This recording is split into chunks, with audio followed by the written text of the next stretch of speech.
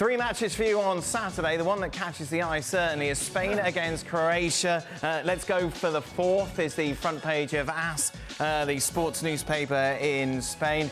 You take a look at the odds. Spain, obviously big favourites to advance. It's a really intriguing group, though, isn't it? Alongside Italy, Croatia and Albania. The late game is Italy against Albania. Juls remains with us. Juls, overall, this is an intriguing tie, isn't it? Because you kind of got all that young talent from Spain against the old guard, if you like, of Croatia.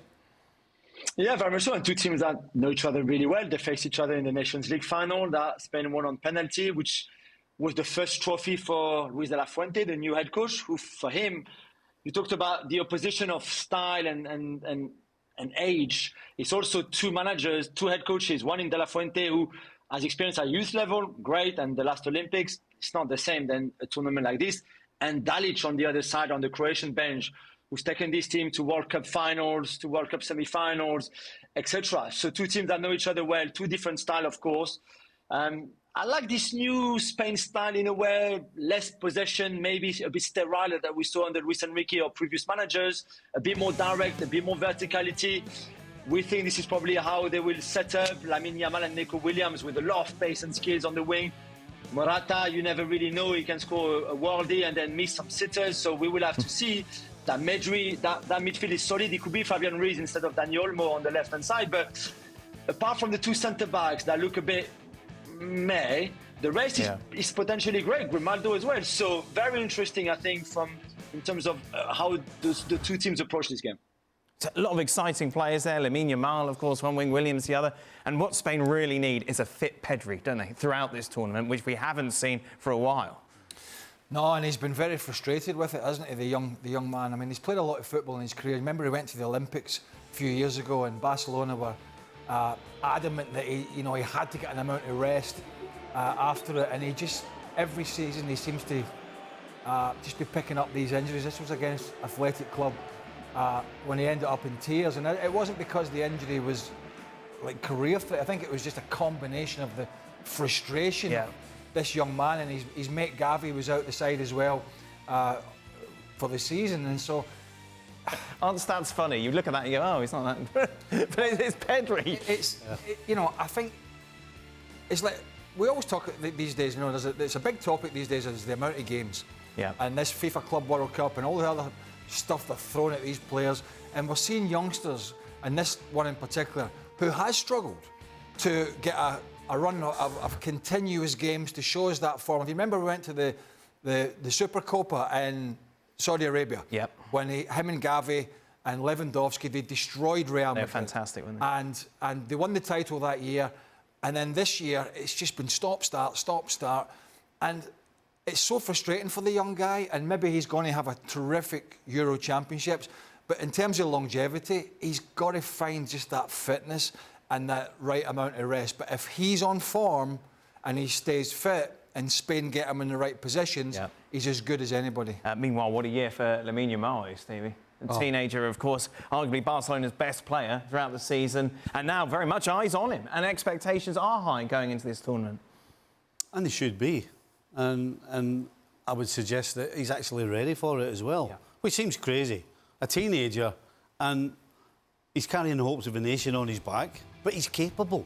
You know, if you can go and play at Barcelona at his age and produce what he's producing, scoring goals, making opportunities for others, but the biggest thing for me is the fact that he almost always seems to make the right decision, whether it's to finish himself or, as I said, play that pass for somebody else, which is incredible for somebody at his age. So, listen, if they can get him the ball, if they can get Williams on the other side of the ball, then Morata's got to score with those two, either side of him. He's still 16, right? He's still young, yeah. 16. Teenager, unbelievable. 16. When we went to when we went to Scotland to the European Championships in '96 and that World Cup in France '98, we took 16 and 17-year-olds and 18-year-olds.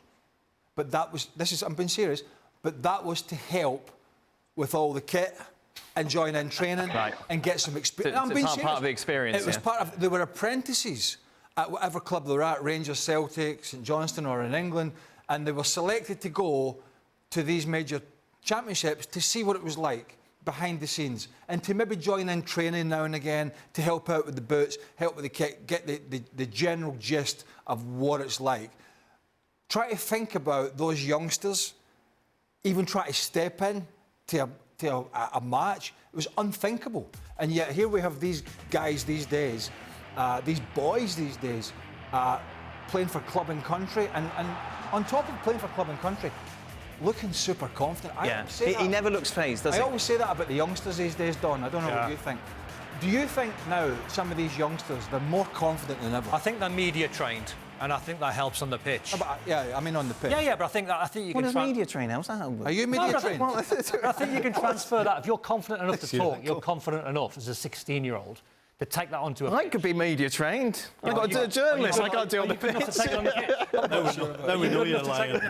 No, but this is like. I think just take us through that mentality. 16 years of age. I can't even imagine. No. I can't even imagine. It's unthinkable that a 16-year-old can be this good and have such an impact. I think Juls nailed it. I think for me, the biggest thing I'm looking forward to watching Spain in this tournament is I was bored of Spain about 6 years ago. I remember them had like 1,000 passes one game. Yeah. It was a 0-0 game and I was going, it's so predictable. It's so boring. It's just possession for possession's sake. That's what I'm looking forward to. If that shift is gone and they've got people like Dani Olmo who's effective, they've got the wide players that you said and you know, Morata who can always score goals if he's got the service and Williams and etc, etc. But I think it's dependent on what their attitude's going to be like. If it's a bit more direct, if it's better, if it's not easier on the eye in terms of keeping 1 million passes, then so be it. As long as you're more effective in games. It depends what Mr. Morata turns up. Oh yeah, that's. Is it the Alvaro Morata that falls over the ball, gets caught offside 25 times in a game, or is it the Alvaro Morata who is holding it up, who's linking the play up, and the guy that in the first 6 months of the season was getting on pretty much everything that Atleti slung into the box? If it's that Morata, Spain have half a chance. Yeah. Were you going to say something? I was just going to say that I think the craziest thing about Yamal is that if he's not fantastic, I think most of us will be surprised. Yeah. Which is mental. Yes. That's crazy. Yeah, most definitely. What do you expect from Croatia, meanwhile, Jules? It's interesting because they were very good against Portugal, albeit in a friendly pre-tournament, and we know too well now not to take too much away from those kind of games, but they were really outstanding. They moved the ball great. They were a threat going forwards. When you look at this front three, I mean, Lovro-Mayer, for maybe a lot of the people watching the show, really never heard of him before. He was at Rennes in France, then he moved to Wolfsburg in Germany. They didn't have a great season in the Bundesliga, but he's a really good, technically talented player. Budimir, we saw him in La Liga on ESPN. He scored a few goals with Osasuna, I mean, a good amount of goals, but this is not Cristiano Ronaldo. And yet, collectively, again, this is where the strength is. They know exactly what to do. They know that Modric will dictate the pace, a bit like what we saw with Toni Kroos tonight. He will also be the creativity. And they're going to be hard to play against. And then in the knockout stages, this Croatia team takes you to penalties and Livakovic saves 2 and they win and they go through. This is what they do, really. The one thing is, the Euros and the World Cups for them are two different competitions. World Cups, they're always great. They always go far. The Euros, they always struggle, historically. And you see it there. This is the perfect graphic for it. So maybe this is a Euros where they will get better. And again, it's a tough group for them with Italy and Spain. So we'll have to see. But if they play against, they did against Portugal, keeping the ball well, being a threat wide with Kramaric and Maya, they will cause problem to this Spanish team. Because the other thing about this Spanish team to finish are Lenormand and Nacho as centre-backs, not for me. So let's see under pressure by Budimir and others how much they can hold on to Mom. If Scotland were a layup, the exact team you want in your opener, Croatia's definitely not, is it? Because you know they've been there, you know what you're going to get from them. Let's take a look at the predictions, shall we, and what everyone thinks is going to happen on Saturday when these two teams meet. Well, it may be a draw. Myself, Craig, Don, Jules. Stevie, you've gone for Spain. You're the odd one out. Well, because I think Croatia are a team that will stick to you and then they can get an opportunity and beat you 1-0. I don't see Croatia as a team that's going to go out and blast anybody. And Spain's going to have the ball. And as I've already said it, Yamal and Williams either side. If Morata's on his game like Craig said, then Spain has to be the favourite. If that's the 11, I'd change mine. If that's Croatia's 11, I'd change my prediction. Oh, OK. No, just because I look at that midfield and I think Modric... Did you not do any research before? Well, I didn't know what the expected 11 would be. Well, if only you could find it somewhere. What team played against Portugal? What 11? The Croatian 11? So you know for a fact that's the 11? Well, I don't know for a fact. So what I'm looking at is a 30-year-old Modric, 38-year-old, a 30-year-old Kovacic, and Brozovic, who I've seen a lot of, who's been outstanding. Who's played in the Saudi league. I tell you what, Don. Why don't we come back in an hour before kick-off and we've got the team? All right. Well, I'm changing my prediction. I'll drop everything I'm doing. OK. So what's your prediction now? Spain win. Spain will win because they're all old. Yes. Right, OK. Brozovic has been playing in Saudi and his standards have dropped massively. You knew that before you sat down. He was playing in Saudi. I did not know he was going to start tonight. I'm relying on my man Juls for the 11. Only Jules knows. That's it.